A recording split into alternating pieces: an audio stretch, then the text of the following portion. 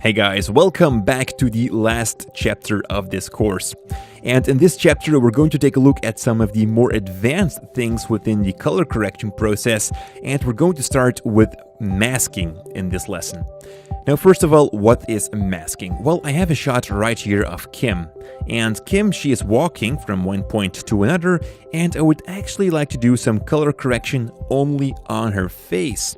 So there are a couple of things that we must do. First of all, we must isolate her face, but also we must track her because she is moving. So let's take a look at how we can do that. First of all, we are going to duplicate this layer, because if we are going to mask out her face, then we would only see her face and that would leave a black background. So therefore, we need to have a duplication of this layer. And the easiest way to do that is by holding down your Alt key on your keyboard and then drag your clip to channel number 2, like that, and that will duplicate that exact same video clip. Now, with the top layer selected, we're going to head over to our effects controls, and from here, open up the opacity tab. And already you have some tools of where you can make a mask with. And I'm going to select the normal pen tool. Now, first I'm going to zoom in a bit more on the character. So I'm going to set this to 100% here, and locate Kim. There she is. And I'm going to take the pen tool, as I said before, and now just draw a mask around her face. So start from somewhere here. You can do this pretty rough if you want to, because we're going to play with some feathering afterwards.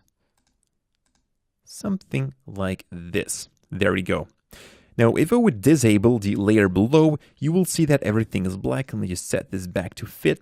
You will see that now everything is black and, well, only her face is visible. So that's why we needed that second layer, that duplication without the mask, of course.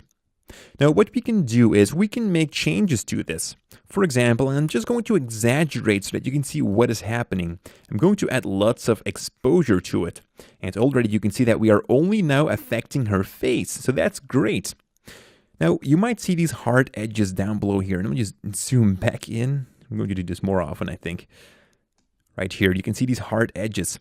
And we can somehow remove them by increasing the feather of the mask. So inside your effects controls, here's the mask, mask number 1.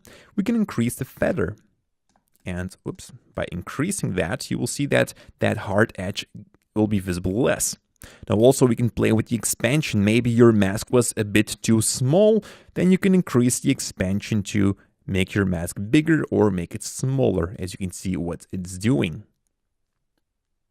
Alright, so we've got our mask. Now let's take a look at what we would like to change. I'm going to reset this exposure here.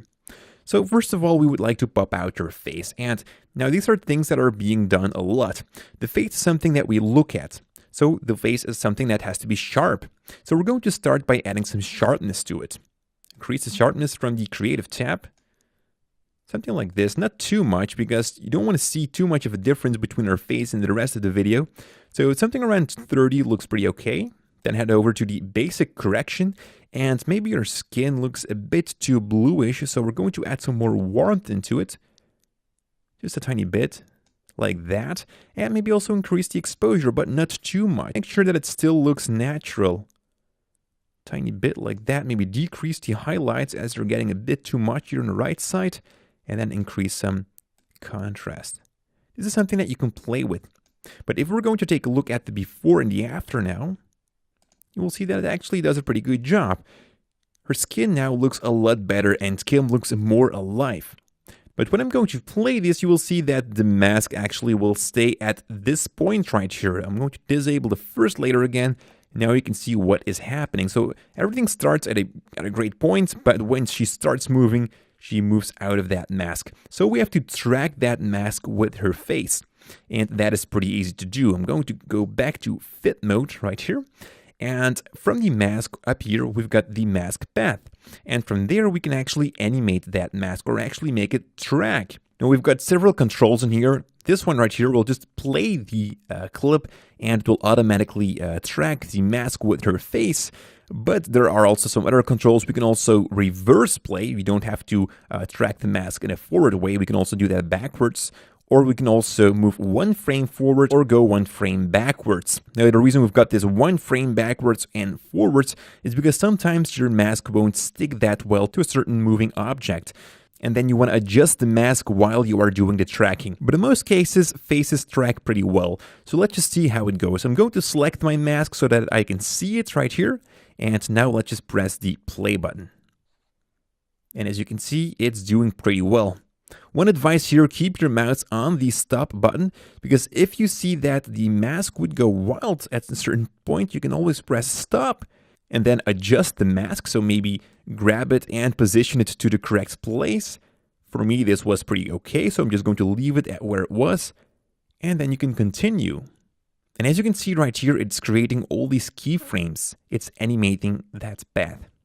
Until here. Now she's out of the image. Press OK and everything is done. And when I'm going to play this video right now, I'm going to shut off the layer below so that you can definitely see it. You will see that the mask is perfectly following her face. And when I'm going to enable that layer now again, you won't notice that we've actually done a color correction on her face, but she's actually looking a lot more natural. And this is how masking works, and also how we can track that mask. This is something that is used pretty often to make some changes on a particular point. So again, thank you very much for watching. In the next lesson, we're going to continue with this, where we are going to animate the colors instead of a mask.